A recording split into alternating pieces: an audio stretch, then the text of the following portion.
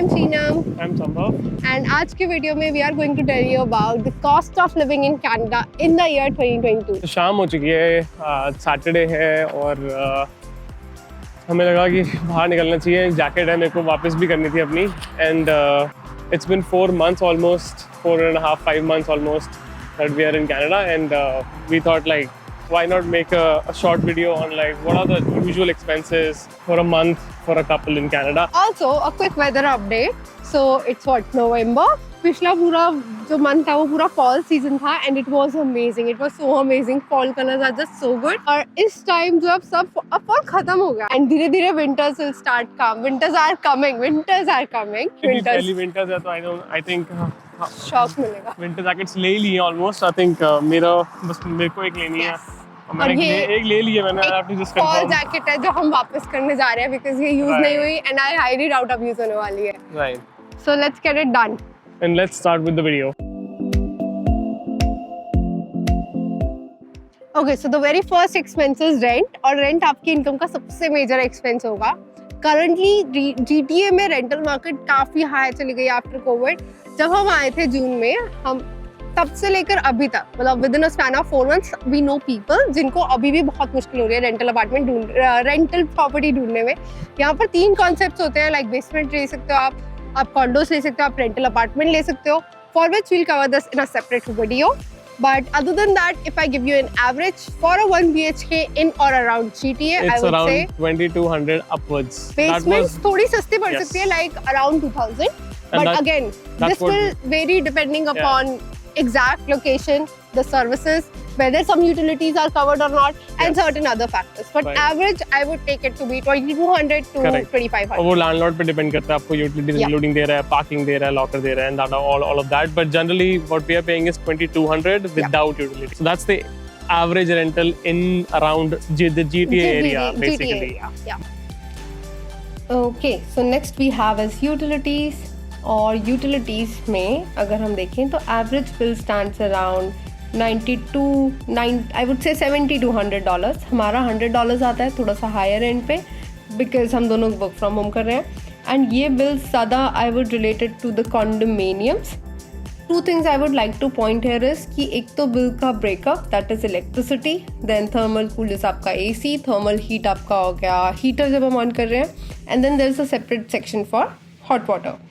And other than that second thing is electricity में हमारे पास 3 टाइम पीरियड्स हैं. लाइक ऑन पीक आवर्स हैं, then mid peak, off peak. तो तीनों का rate if you can see they have given it. And that's about it for utilities. I would take it to be $70 to $100 depending upon कि building नई है या पुरानी है, location and certain other factors. Alright. So अगला point है telecom. Telecom is your operator basically. इसके साथ आप अटैच हो जैसे एयरटेल और जियो है. यहाँ पे basically major operators are Fido, Rogers, Bell, Freedom, Telus, Koodo, and then एक दो और हैं. But majorly if you are a newbie and you are going, there are 2 major plans. One is the postpaid plan which is like आपका bill आएगा. One is the prepaid plan जिसमें आप पहले से टॉप अप डलवा लो. 120 जितने का भी डालना आपका मंथली कटता रहेगा. People go with postpaid because credit history बन जाती है, क्रेडिट कार्ड से ऑटोमेटिक डिडक्शन हो जाते हैं, अच्छे प्लान्स मिल जाते हैं. बट ऑन एन एवरेज मतलब मेरे को 4 महीने हो गए हैं और even if you are going with any operator you will get a reward bonus. Like you get a basic plan and then आपको 2 महीने बाद एक ऑफर आएगा कि आप अपना प्लान अपग्रेड करा लो, आपका GB बढ़ जाएंगे. Initially on an average I would say 20 GB मिलता है for like $50. When I say $50, don't quote me there, can be 35, 45, 55, but सबका अलग है. If you are a long term customer you will get something around 40-45. That's the base. जैसे जब हम आए थे और मेरा रीसेंट प्लान था वो हमें महंगा पड़ रहा था. रिसेंटली जब आप नया लोगे may be they will give you like 15 GB in like $55. But करते कराते ऑन एवरेज हम दोनों का अब $100 पड़ जाता है दोनों का, like 50-50, and we get like 25 GB on an average. Data मतलब अच्छा मिल जाता है. स्टार्टिंग में नहीं मिलता. स्टार्टिंग में go with the prepaid one if you just need a number. So that's pretty much it. So that's like 100 for a couple. Yeah. And obviously in telecom, if you're working from home, you need a Wi-Fi connection. हमारा Wi-Fi included था तो हमें bill नहीं आता उसका. But generally Wi-Fi will be from Rogers or any other third-party vendors. Only. Right. और आपका उसका भी on an average 50 to 70 depending on आपको high speed चाहिए 300 Mbps 500 Mbps 1 Gbps that can go to $100 a month. But हमारा included है तो वो Right. खर्चा हमारा बच जाता है. Also look at this beautiful view. 6 बज रहे हैं, सन सेट हो चुका है आई वुड से. Right. अभी ये fall का सीजन है तो either you'll see something like कि बिल्कुल ही खत्म हो चुके हैं या तो कुछ पेड़ अभी भी ग्रीन रहेंगे, कुछ येलो हैं and this is the result. पूरा भर जाता है और ये पूरा ये कलर येलो हो चुका है. This was more like orange and rusty colour. and you'll कुछ also पत्ते find मिल सकते हैं. Look at this Canada leaf जो येलो हो चुका है ऑल्दो. बट या it's beautiful, it's beautiful. Alright, so next is groceries. And groceries again अब डिपेंड करेंगी आपके लाइफस्टाइल पे, आपके ईटिंग हैबिट्स पे, इन सब चीज़ों पे. बट ग्रोसरीज वन थिंग जो हम सुनते हैं कि प्राइसेस बहुत बढ़ गए हैं. ऑल्दो हमने प्री कोविड प्राइसेस को एक्सपीरियंस तो नहीं किया, but every single time we go there $100 तो कहीं नहीं गए. मतलब $100 का बिल तो बन ही जाता है. बट एवरेज अगर मैं 4 मंथ्स का अपना ट्रैक करती हूँ तो यू नो ग्रोसरी, डॉलर छोटे मोटे खर्चे अगर हम हाउस होल्ड आइटम्स ले रहे हैं तो अप्रोक्सीमेटली $600 बैठ जाता है. तो 400-500 कंजर्वेटिव साइड से लेकर आपका 600-700 तक जा सकता है ग्रोसरी का पर मंथ का expense. Again like I said $100 minimum हो जाता है. इसमें आपकी बेसिक वेजीज हो गई, मतलब सॉसेस हो गए, bread, milk, every single thing I am including here. And बाकी डिपेंड करेगा कि अगेन आपकी हैबिट्स क्या है, आपका लाइफस्टाइल क्या है, what kind of products you like, what kind of products you use. But overall इतना ही बैठेगा. सो $500-600 per month on this good spot. कितनी सुंदर है ये leaves. Moving on to our next category that is eating out. Eating out में मैं बोलूँगी again I can divide it into 2 categories. एक है आपका जो फूड कोर्ट या आप normally you know fast food joint से खा लेते हो, एंड दूसरा कैटेगरी है आपका जो आप प्रॉपर डाइन इन में जा रहे हो. अगर आप ऐसे किसी फास्ट फूड जॉइंट या कहीं पे जा रहे हो तो for 2 of us approximately every single time we go $20 का बिल बैठ जाता है. But if you're going in a cafe, in a restaurant, if you're like dining in, then it's like that depends on the location again. But on an average, मैंने देखा है मैं अच्छी जगह पे भी if you're getting an alcohol as well, $50 per person. And that's on the higher side I'm saying because normally dishes ऐसे होंगी $20-25-$30 and you get a drink and stuff, so it's like $50. So max to max $80-100 पर 2 लोगों का आ जाता है अगर आप अच्छी जगह जा रहे हो तो. And उसके अलावा so on an average we spend almost like 300. हाँ मतलब around 300 to 400 कभी ज्यादा होता है, कभी कम हो जाता है. डिपेंडिंग अपॉन हम कितने वीकेंड्स में बाहर जा रहे हैं. बट हम ज्यादा यहाँ पर वो एक्सप्लोर कर रहे हैं, यू नो जितने भी eating fast food joints type है. ऑल्सो यहाँ का मैकडॉनल्ड्स हमें बिल्कुल नहीं पसंद आया. कुछ चीजें अच्छी नहीं है, जैसे KFC है, KFC वाला वो फ्लेवर ही नहीं है, वो टेस्ट भी नहीं है, उसकी वो कोटिंग भी नहीं है. मैकडी चिकन की quality is not that great. A&W है, मतलब बहुत सारे रेस्टोरेंट्स हैं. That was eating out. But सब कुछ मिलता है यहाँ पर. ऐसा कुछ नहीं है चाहे वो इंडियन cuisine है या कुछ है, कुछ चीजों का फ्लेवर आपको ओवर द टाइम डेवलप होगा या आपको पता चल जाएगा यहाँ आपके पसंद की चीज है, यहाँ पर आपके पसंद की चीज नहीं है. हमने बहुत बढ़िया वाटर चिकन मोमोज भी खाए हैं यहाँ पर, तो ऐसी कोई बात नहीं है. सिर्फ ब्रैम्पटन में ही नहीं, टोरंटो एरिया में भी सब कुछ मिलता है. Trust me on this. So that was eating out, and then the last 2 things that we are left with is travel and shopping or miscellaneous जो खर्चे हो जाते हैं. So travel is basically by buses or subways, or if you're in downtown में हो तो street cars भी है. और अगर आप इंटर सिटीज जा रहे हो जैसे मिसिसागा जा रहे हो या कहीं और जा रहे हो तो गो बसेस और गो ट्रेन्स हैं. So basically they all can be paid and accessed via a Presto card. That's it. Right. That's it, and guys. The Presto card can be what I think हमने Shoppers Drug Mart से लिया है, but आप और भी जगह पे मिल जाता है. And it's about $6 for the card, and then you can reload money in that. Using and for your every charge, it is $3.20. Like if you do it in a bus or subway, wherever, and then that's valid for 2 hours. So 2 घंटे में आप किसी भी buses या subways में जा सकते हो उसी जगह के.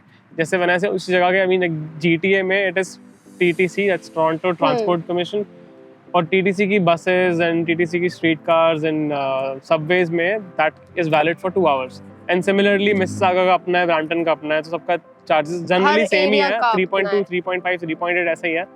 You can also go with obviously cash, मतलब सिक्के डाल दिए बस में. और प्रेस्टो थोड़ा सा अगेन अगर डेली ट्रैवल कर रहे हो एक तो आसान है, और प्रेस्टो थोड़ा चीप भी पड़ता है. जैसे वही मेट्रो कार्ड वाला अपना. और उसमें मंथली पासेस भी होते हैं if you're daily traveler. It's for For a TTC monthly pass, it's $156, unlimited travel for the month. मुझे थोड़ा ये हायर एंड पे लगता है, but again it totally depends upon कि आप किसका कितना यूजेज है, तो वो बहुत फर्क पड़ेगा. On an average, if we are going via bus, cabs and random कभी जाना है, तो on an average I would say 100 नहीं, I would say 200 plus लग जाता है हमारा, क्योंकि हम पास भी यूज करते हैं. हमारे पास ट्रांजिट पास है, एक we have taken one transit pass and एक हमारा नॉर्मल. 2-3 बारी कैब ले लेते हैं, आ जाता है इतना खर्चा. हाँ, कैब्स बहुत एक्सपेंसिव है यहाँ पे. And for cabs we have 2-3 apps हैं वैसे, but majorly Lyft एक ऐप है और Uber एक ऐप है, और थोड़ी एक्सपेंसिव है obviously. Like अगर मुझे 10 किलोमीटर भी जाना है तो peak hours में it can be like $30 plus. So that's like 18,000, but हाँ इतना हो जाता है. और अगर अपनी गाड़ी है तो ये सारे खर्चे कम हो जाएंगे, but we don't own a car, but on an average गाड़ी लेना भी सस्ता नहीं है. Every month insurance जाती है. So on an average per month जो हमने we have shopped around and asked our friends and everything, उसके हिसाब से I think $1,000 per month का car expense बैठ जाता है per month. गाड़ी के लिए I think we'll once we buy a car we'll possibly make a video. But average अगर किसी को idea चाहिए तो $1,000 per month car expense बैठता है यहाँ पे.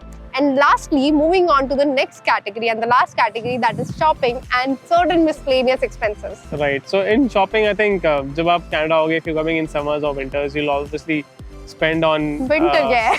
Winter gear, which is like a jacket. I think we'll also talk about winter shopping.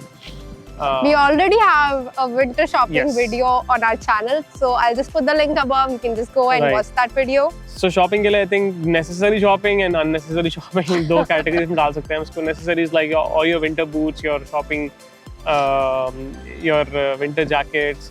When you set up your first rental space, you'll obviously buy a couple of things, like a few appliances and few things. That will be the next part of this video, the one-time expenses that we have to do as newcomers in Canada. So on an average, eating out and shopping and travel is roughly, I would say, around $1,000. And I'm saying it on the higher side because you can just calculate.